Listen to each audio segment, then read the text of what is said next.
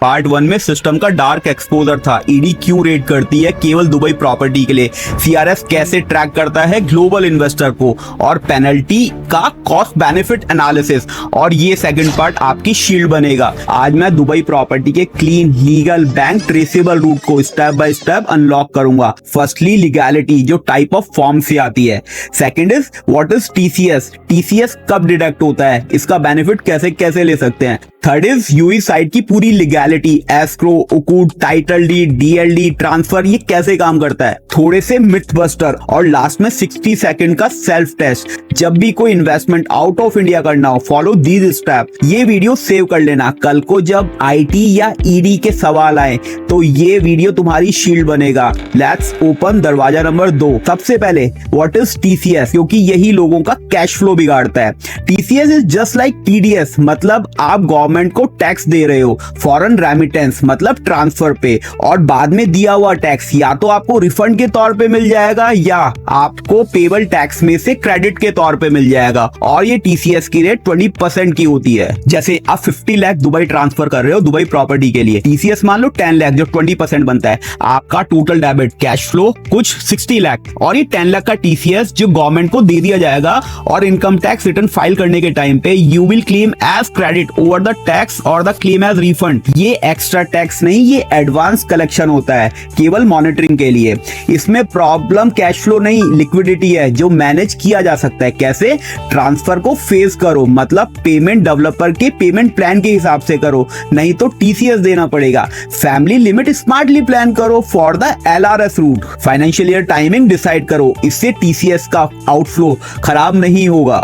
Extra buffer हमेशा ready रखो, मतलब 3 to 5% ऑफ द प्रॉपर्टी, क्योंकि फॉरेन एक्सचेंज और टीसीएस आपके कैश फ्लो को हिला सकते हैं। ये मैं इसलिए बता रहा हूं क्योंकि मनी प्रॉपर्टी में लगता है और कैश फ्लो सारा टीसीएस खा जाता है। और if you need more understanding just comment below, my team will contact with you. अब असली बात, what is the exact route map, how to purchase property in Dubai legally. Step 1, KYC और source of fund. तो सबसे पहले paper work करो जिससे KYC solid बनेगी, क्योंकि सिस्टम को स्टोरी नहीं प्रूफ चाहिए। जैसे पैन, आधार, बैंक केवाईसी अपडेट रखो। Source of fund crystal clear, मतलब जो फंड हम लोग दुबई ट्रांसफर कर रहे हैं किसी भी प्रॉपर्टी परचेज करने के लिए, उसका क्लियर सोर्स पता होना चाहिए। मतलब ये अमाउंट सैलरी का है या कोई पुरानी सेविंग का है या फिर कोई कैपिटल गेन हुआ था। ये बहुत ज्यादा रिक्वायर्ड है। गोल्डन रूल ये है, सोर्स ट्रेसेबल होना चाहिए। बैंक जनरली बोरोड और अनक्लियर्ड फंड के अगेंस्ट में एलआरएस रेमिटेंस को क्वेश्चनिंग करते हैं, तो keep it clean and documented. Step 2, forms जो लीगैलिटी डिफाइन करते हैं और जो लीगल शील्ड बनता है। फॉर्म A2, बैंक को एलआरएस डिक्लेरेशन देना। फॉर्म 15CA, आईटी पोर्टल पे डिक्लेरेशन। फॉर्म 15CB, एक चार्टर्ड अकाउंटेंट का डिक्लेरेशन। और लास्ट में टीसीएस चालान।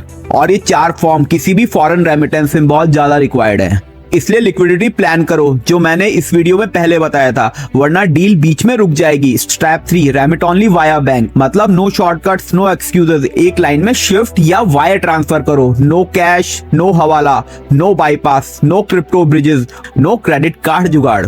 अब बैंक ट्रांसफर होता कैसे है? बैंक ट्रांजैक्शन में कुछ चीजें पूछी जाती हैं, जैसे correct purpose code. SO201 is a code, immovable property purchase outside India. Remitter मतलब आप, बेनिफिशियरी आप या को ऑनर जिसके नाम पे ऑनरशिप या टाइटल मिलता है। No third party payment. SWIFT narration clean, मतलब एक स्ट्रेट लाइन में लिखना चाहिए पर्पस कोड और प्रॉपर्टी रेफरेंस। फॉरेन रेमिटेंस मतलब ट्रांसफर में एक रूल हमेशा फॉलो होता है, पेयर इक्वल्स टू में ऑनर, और बाद में अगर ये मिसमैच दिखता है तो बाद में नोटिसेस सम्मन चलते रहते हैं। अब यूई साइड का क्या प्रोसेस होता है किसी भी प्रॉपर्टी को बाय करने के लिए? पहले बात करते हैं ऑफ प्लान की, मतलब प्रॉपर्टी अभी अंडर कंस्ट्रक्शन है, पेमेंट सिर्फ डेवलपर के रेरा अप्रूव्ड अकाउंट में होती है। ये प्राइमरी प्रोटेक्शन होती है। After completion of some amount of the payment you get the ओकूड, जो प्राइमरी डीएलडी का इकोसिस्टम में आपका अलॉटमेंट शो करता है। और ऑफ प्लान प्रॉपर्टीज में इंस्टॉलमेंट माइलस्टोन पेमेंट प्लान के हिसाब से होती हैं। एसपीए को जरूर संभाल के रखे क्योंकि यही ऑनरशिप का स्पाइन होता है। अब रेडी प्रॉपर्टी, अगर प्रॉपर्टी रेडी है तो इसका प्रोसेस बड़ा क्रिस्प है, मतलब डीएलडी की 4% फी पे करो। ट्रस्टी ऑफिस में ट्रांसफर, यहाँ बायर, सेलर और ब्रोकर तीनों प्रेजेंट होते हैं, जिससे ट्रांसपेरेंसी बनी रहती है।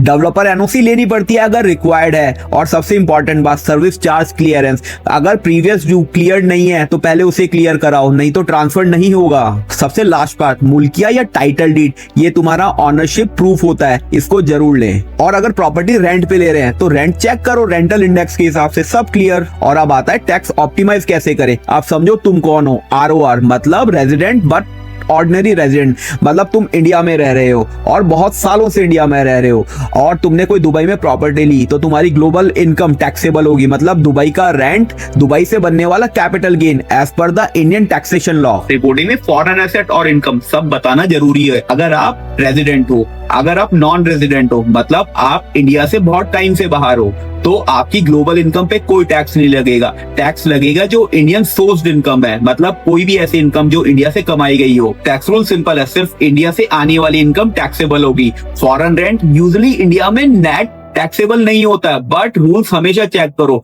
और रिपोर्टिंग रिक्वायरमेंट में अगर आप रेजिडेंट हो, शेड्यूल FA फॉरेन एसेट, मतलब फॉरेन एसेट को डिक्लेयर करो। ध्यान देने वाली बात यह है, गलत और इनकम्प्लीट इंफॉर्मेशन पेनल्टी और समन के ऑर्डर्स ला सकती है। अब लास्ट में एक फाइल तैयार करो जो लीगल बैकबोन बनती है। इसमें 8 टाइप के डॉक्यूमेंट्स होते हैं, SPA payment receipt, SWIFT copy मतलब बैंक ट्रांसफर या वायर ट्रांसफर, ओकूद या title deed, NOC service charges certificate, form A2, form 15CA, form 15CB and TCS proof. यही लीगल बैकबोन और स्पाइन बनते हैं जब कभी भी कोई लीगैलिटी या IT या इनकम टैक्स के नोटिस आते हैं। और यही फोल्डर एक डिफेंस बनता है। जनरली क्लीन रूट बोरिंग लगता है, बट एक प्रूडेंटमेंट हमेशा सोच समझ के चलता है। जैसे बोरिंग इक्वल्स टू में सेफ इक्वल्स टू में स्केलेबल, और इसमें बहुत सी प्लानिंग, साफ नियत और एक प्रोफेशनल का होना बहुत ज्यादा रिक्वायर्ड है। अब कुछ मिथ्स वर्सेस रियलिटी, कुछ ऐसे मिथ्स बने हुए हैं मार्केट में जिसे तोड़ना बहुत ज्यादा रिक्वायर्ड है। जैसे गारंटीड 12% रिटर्न,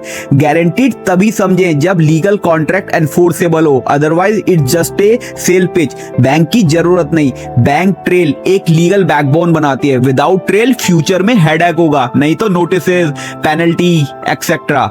रिलेटिव के नाम पे सेफ, इससे बेनामी प्रॉपर्टी बनती है। पेयर ऑनर अगर मिसमैच होता है, फ्यूचर में अनकंफर्टेबल क्वेश्चनिंग होती है। शेड्यूल FA छोड़ दो, मतलब आपको इनकम टैक्स में कोई डिक्लेरेशन की रिक्वायर्ड नहीं है। रॉन्ग, क्योंकि यही डिस्क्लोजर अगर मिस हुआ तो आप CRS में पकड़े जाएंगे, और ये सबसे बड़ा खतरा है किसी भी पेनल्टी और नोटिसेस के लिए। और लास्ट का में, Dubai is a tax free. India को इससे क्या, बट आपका रेजिडेंशियल स्टेटस डिसाइड करता है कि आपका टैक्स कहां लगेगा, दुबई में लगेगा या इंडिया में लगेगा। So take your investment decision very prudently. और last but not least 60 second का सेल्फ टेस्ट, यही डिसाइड करता है क्या हमारा फॉरेन इन्वेस्टमेंट सही है या इलीगल है। इसे डिसाइड करते हैं सोर्स से। सोर्स मतलब एस फॉर सोर्स क्लीन होना चाहिए, O फॉर ऑनरशिप मैच होना चाहिए, U मतलब use correct purpose code, R मतलब route via bank, shift only, no हवाला, नो शॉर्टकट्स,